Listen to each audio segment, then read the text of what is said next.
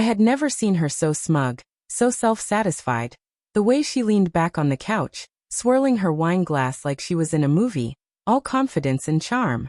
"You won't believe what happened tonight," she said, her eyes gleaming with that irritating sparkle that once drew me in. "He picked me up in that fancy car, took me to the new rooftop bar downtown, and," she trailed off, waiting for me to react, to gasp, to fall into her little performance. But I didn't. Not a flinch, not a word. I stared at her as if she were some distant actor on a stage, delivering lines that had nothing to do with my life. Her smile faltered slightly. "You're not even listening," she said, a hint of annoyance creeping in. "I mean, he really knows how to treat a woman, you know?"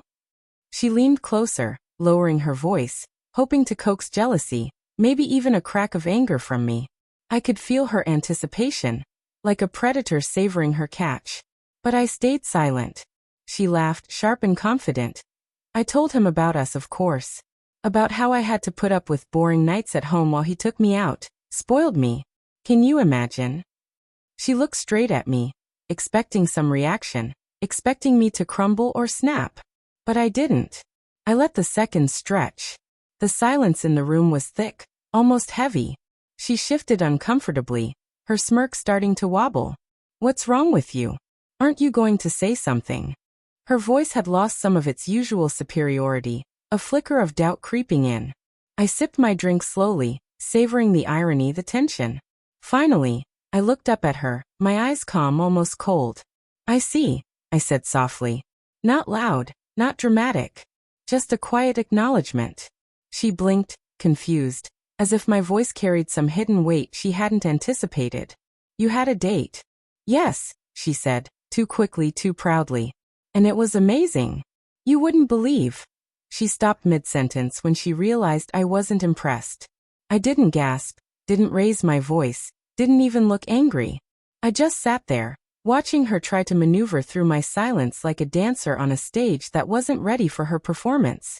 "Why aren't you upset?" she asked finally, her voice shaky now. The confidence she had walked in with was gone, replaced by a small, human anxiety she never wanted me to see. "I mean, shouldn't you be mad? Shouldn't you be?" I cut her off gently, almost too softly. "I am mad. At myself." Her eyebrows shot up. "What?"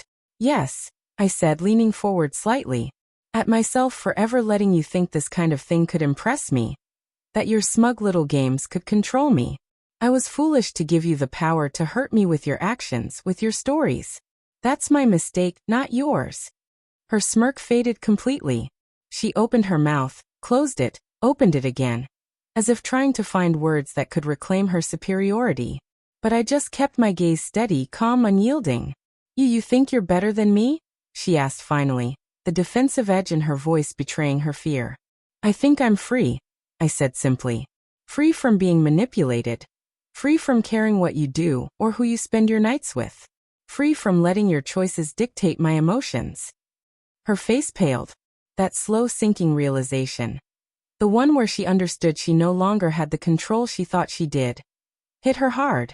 She tried to laugh, but it sounded hollow, forced. "You're bluffing," she said, almost a whisper. "No one can just not care, not feel anything." "I don't need to bluff," I replied. "I don't care because I finally stopped giving you the power to hurt me. And I never will again." Her legs trembled slightly.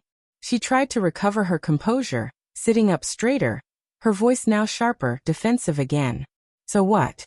You're just going to sit there and let me tell you about my date? You're just going to watch me and feel nothing?" "Yes," I said, and it wasn't a lie. I felt nothing but clarity, and in that clarity, I felt strong. "Because I'm done with your games, with your smirks, with the need to impress me or punish me. Your date doesn't change my life. It never did." She froze. I saw the wheels turning in her mind. Panic, disbelief, anger, desperation. She tried one last attempt. "So what does this mean? Are you leaving? Are we?" I shook my head slowly. "No. I'm not leaving. I left a long time ago, in my mind. You've just caught up now. And I won't look back, not at this, not at you, not at the way you think you can affect me. This room, this night, your smirk, it's irrelevant." Her lips trembled. She opened her mouth, but no words came. I could see her trying to process what I'd just done. The invisible force I'd placed between us, separating her actions from any power she had over me. She had thought she was in control, thought she could toy with my emotions and measure my reaction, but in her arrogance, she had underestimated me. I stood up, pouring the last of my drink into the sink, my movements deliberate, calm. She watched me, the air between us thick with tension, regret, and shock. She realized that the night she had expected to flaunt her conquest, to provoke jealousy, to watch me crumble, had ended with nothing but her own hollow victory fading in front of my eyes. I walked past her, my footsteps steady. "Good night," I said softly, almost kindly. And with that, I left the room, leaving her sitting there, stunned, empty-handed, the echo of her smirk shattered on the floor behind me. The silence that followed wasn't mine. It was hers. And it said everything.